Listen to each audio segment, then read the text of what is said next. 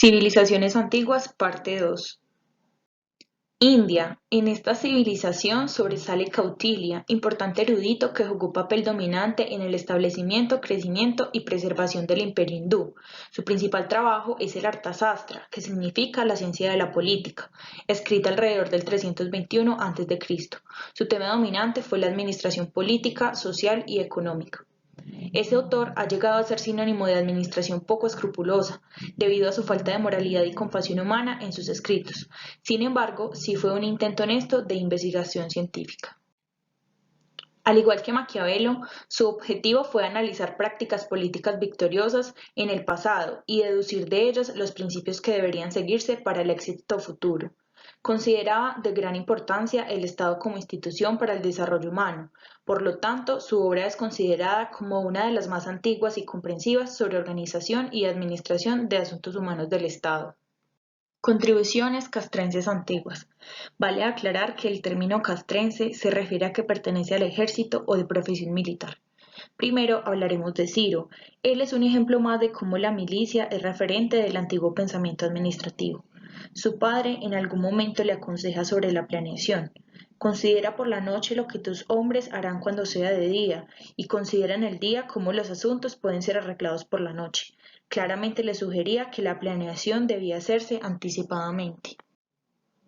Hizo énfasis en las relaciones humanas, pues llamaba a sus subalternos por su nombre para que se sintieran más comprometidos a hacer bien su trabajo. Además, trabajó en estudios de movimientos, esquematización y distribución del trabajo, de manera que se hicieran las tareas de manera ordenada. Hizo énfasis en la necesidad de crear grupos de trabajo, la coordinación y unidad de propósito en sus organizaciones. Ahora hablaremos del principio de staff. Este principio le ayudó a los comandantes a formular planes para así coordinar a los subordinados en sus actividades. El primer uso significativo de este principio se dio durante el reinado de Alejandro el Grande, en donde en una misión de guerra a los soldados se les confió una función específica. Esto llevó a Alejandro a tener a su alrededor hombres de gran posición, es decir, eficientes. Los métodos de organización militar y dirección influenciaron las ideas de los autores posteriores. Así entonces, vemos cómo la comparación entre las organizaciones industriales con las militares aporta al hallazgo de condiciones vitales para dirigirlas con buen éxito. Administración de la hacienda rural. En la administración de la tierra se resalta la clara comprensión que tenían acerca de la planificación y el presupuesto. Realizaban divisiones internas y externas. La división externa consistía en labrar, sembrar y pastorear. Estas actividades proveerán el producto que debe ser almacenado y cubierto por la división interna. La división interna consistía en la administración dirigida para disponer de la salida de aquellos servidores cuyo trabajo estuviera afuera y para dirigir a aquellos que se quedaban adentro, recibían los ingresos y hacían control de los gastos.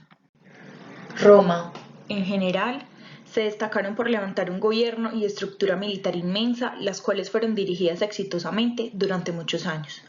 Este es uno de los grandes atributos que demuestra sus habilidades administrativas. Su organización imperial centró los problemas en cómo mantener el control, la lealtad y los impuestos de un imperio geográficamente disperso, pues fue necesaria la división del imperio en provincias, en donde lógicamente se hacía delegación sucesiva de autoridad.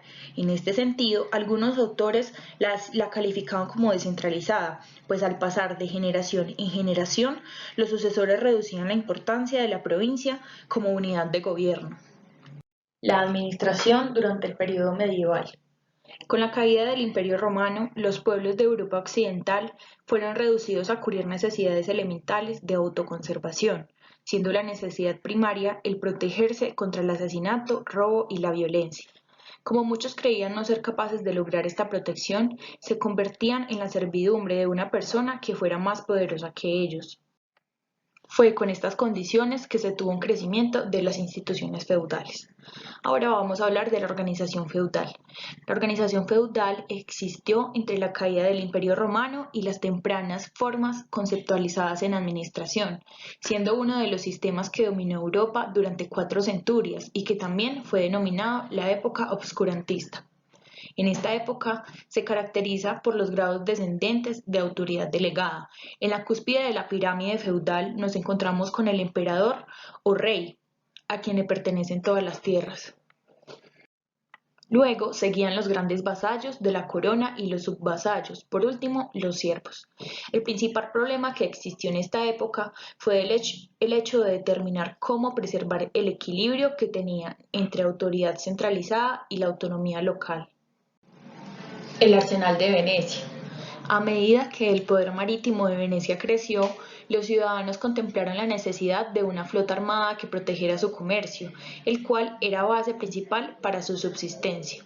Fue en 1426 cuando crecieron su comercio e influencia y con a la alta necesidad de protección, Venecia puso en operación su propio astillero gubernamental, que es una instalación destinada a la construcción y reparación de embarcaciones, que este sería el arsenal. En él se introduce el tema de la planeación de producción, la cual se refiere a los diversos métodos que se utilizan para sacar adelante la producción en una compañía o industria, analizando los recursos requeridos de materiales y capacidad de producción para servir las necesidades de los clientes. La contabilidad en el astillero fue de gran importancia, por lo tanto, con el fin de ser eficientes, llevaba una cuenta estricta de monedas, materiales y hombres. Las cuentas eran llevadas en 2 diarios y eran comparados con uno mayor. En estas se tenían 3 tipos de cuentas: fijo, variable y extraordinario. También se llevaba el registro de toda persona que ingresaba y se quedaba en el astillero. El arsenal de Venecia llegó a ser quizás la planta industrial más grande de aquel tiempo, cubría 70 acres de tierra y agua y tenía un aproximado de 2.000 trabajadores. El arsenal era encargado de la manufactura de embarcaciones, armas y equipos, el almacenamiento de equipo hasta su requerimiento y el montaje y reparación de los barcos en reserva. A su vez, debían planificarse de manera que se mantuvieran los barcos en reserva para que se pudieran ser equipados y zarpar de inmediato cuando fuese necesario. Las siguientes son áreas de administración que se tuvieron en cuenta en el arsenal de Venecia.